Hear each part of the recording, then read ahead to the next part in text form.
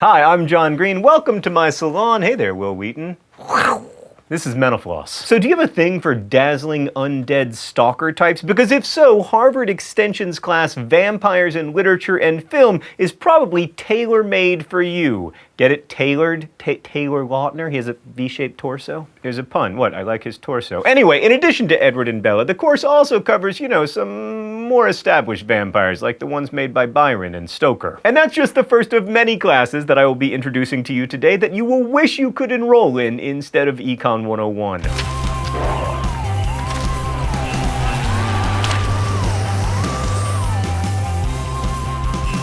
If your brand of horror is less vampire and more teenagers fighting to their graphic and untimely deaths, don't worry, you still have a place at Harvard Extension where they also teach the post-apocalyptic novel and film. Ah, Harvard, where you can study Pizza Zombie. Do Kenny's repeated and violent deaths seem more like social commentary on the plight of lower middle class American children in today's society than just animated entertainment? Yes? Then you should definitely check out McDaniel College's South Park and Contemporary Social Issues, which uses the series to dissect hot-button topics like euthanasia, immigration, and of course, who took the deuce in the urinal. Oh, look, a chicken! No, Mark, come back to me. I mean, oh, look, a chicken, the college course, which exists at Belmont University. It's actually a course that teaches college freshmen how to focus. How to focus on what? Like how to get lucky? Oh no, it's apparently how to focus on schoolwork. Required materials include Firefly, Dr. Horrible's sing-along blog, and Buffy the Vampire Slayer. You know that you are registered for an awesome class. I'm referring, of course, to Welcome to the Whedonverse, exploring popular culture through the works of Joss Whedon, which has been available to lucky West Virginia University students in recent years, though it doesn't appear to be in the course catalog for this semester. Which is too bad, because we need a lot more academic research into the question of whether the true OTP is Buffy and Spike or Buffy and Angel. The lucky students who managed to get into Professor Philip Nell's English 440 class at Kansas State University will get to visit Harry Potter's library, reading not only the books, but also J.K. Rowling's antecedents, influences, and contemporaries like Roald Dahl and Philip Pullman. So that's what's in Harry Potter's library. I wonder what's in my library.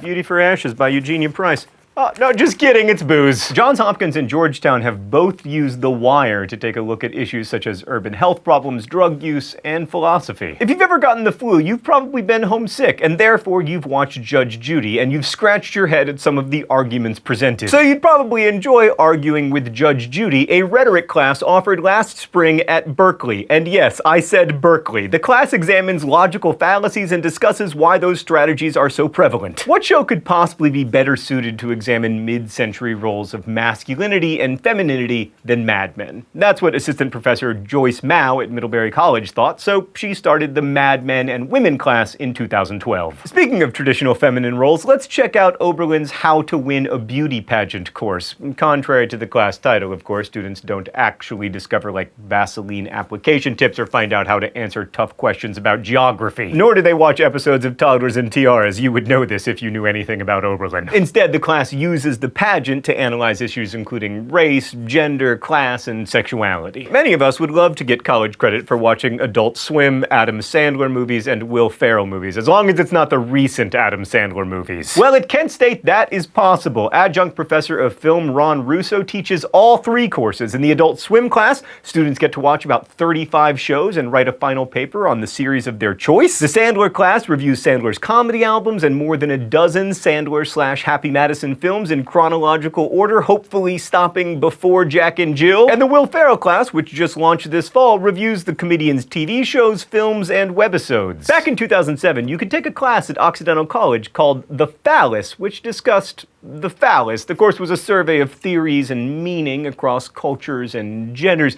but you can't take that class anymore because it was so controversial it hasn't been offered since. The University of Iowa offers a course called Disney in America, starring the likes of Cruella de Vil and Simba, in which students get to learn how Disney has influenced cultural values, ideals, created Miley Cyrus, and single-handedly ruined American copyright law. All right, Mike, before we even talk about this one, I gotta put a quarter in the staff pork chop party fund. Xavier offers a history of the pig in America, with a special reference to the city of Cincinnati, otherwise known as Porkopolis. The class looks at swine from their arrival with Columbus to current meatpacking issues.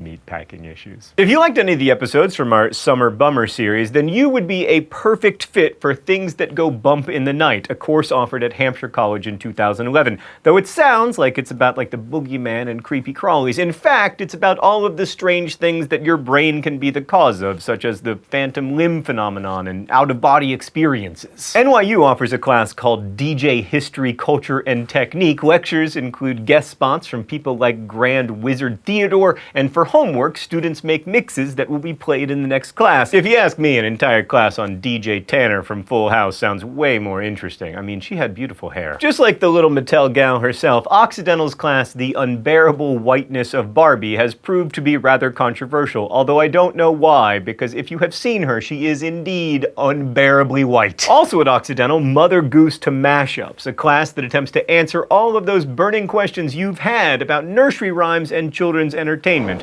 Why are 3 grown professional men in a tub together? What was the cause of London Bridge's sudden collapse? And once and for all, what is Tinky Winky's sexual orientation? The answer to that last question, of course, is none. Want to take a closer look at the career of Whoopi Goldberg? Head to Bates College and enroll in Goldberg's Canon, Makin' Whoopi. I mean, I'll take any excuse to watch Sister Act 2 again. If you know anyone who could use a lesson in penny pinching, you should send them toward Alfred College's Tight Watery Honors course, where they'll get to explore the assumptions and values of our consumer society. Unfortunately, for those who prepared for the course with TLC marathons, knowledge of extreme couponing is not a prerequisite. And speaking of the assumptions and values of our consumer society, you should also check out The Joy of Garbage, a class at Santa Clara University that aims to teach you, what happens to all that garbage you make. At Pitzer College, you can take Tattoos in Popular American Culture, which examines the meaning and significance of tattoos across race, class, gender, and sexuality. Do you think they talk about Zac Efron's YOLO tattoo? Does Zac Efron really have a YOLO tattoo, Meredith? Is that for real? Oh. If you, like me, were an enthusiastic sufferer of Hulkamania and could absolutely smell what The Rock was cooking, then you should really check out MIT's open courseware class about American pro wrestling. And since it's an open courseware class, anyone can enroll in it. Students are encouraged to study at their own pace, which means that you have the perfect excuse to watch every episode of WWE Raw ever made, in case that's something you're interested in. I will say, Mark, the Venn diagram of massive pro wrestling fans and Mental Floss video fans, basically a circle. And then there's the Sociology of Fame and Lady Gaga at the University of South Carolina, which allows little monsters to examine the bizarre culture of fame in the United States through the lens of Lady Gaga. Thanks for watching Mental Floss on YouTube, which is made with the help of all of these nice people. Every week we endeavor to answer one of your questions, and this week's question comes from Pumpkins Fly?